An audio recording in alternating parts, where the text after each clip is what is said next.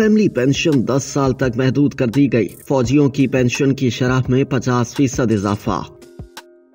वफाकी हुकूमत के मुलाजमीन के लिए अहम खबर है कि फाइनेंस डिवीजन ने पे एंड पेंशन कमीशन 2022 की सिफारिश पर वफाकी मुलाजमीन के पेंशन रूल्स में 3 अहम तरामीम कर दी हैं।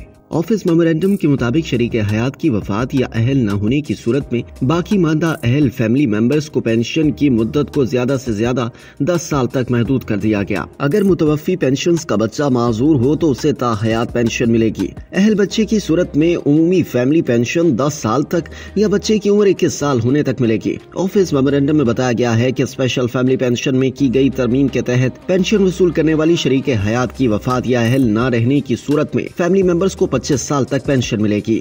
अगर पेंशन का बच्चा या बच्ची माजूर हुआ तो ये पेंशन ताहयात होगी। ऑफिस मेमोरेंडम के मुताबिक आर्म्ड फोर्सेस और सिविल आर्म्ड फोर्सेस के तमाम रैंक्स के लिए पहले से मौजूद पेंशन के लिए पेंशन की शरह में 50% का इजाफा किया गया। ये पेंशन अहल वारिसों को ट्रांसफर की जा सकेगी। तीसरी तरमीम के तहत रज़ाकाराना रिटायरमेंट लेने वाले मुलाजमीन को पेनल्टी लगेगी। नई तरमीम के मुताबिक अगर कोई मुलाजिम 25 साल सर्विस के बाद रज़ाकाराना तौर पर रिटायरमेंट लेगा तो उसे पेंशन में कटौती का सामना करना पड़ेगा।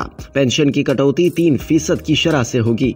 इसका इतलाक रिटायरमेंट की तारीख से होगा। इस तारीख से 60 साल की उम्र तक की बाकी रह जाने वाली सर्विस पर माहाना ग्रॉस पेंशन पर 3% कटौती की जाएगी। इस तखफीफ की बालाई हद 20% मुकर्रर की गई है। इन तरामीम का बाज़ाब्ता नोटिफिकेशन जारी कर दिया गया। तमाम वजारतों और डिवीजनों को इन तरामीम पर अमल दरामद के लिए OM भेज दिया गया। इन तरामीम का इतलाक फौरी होगा।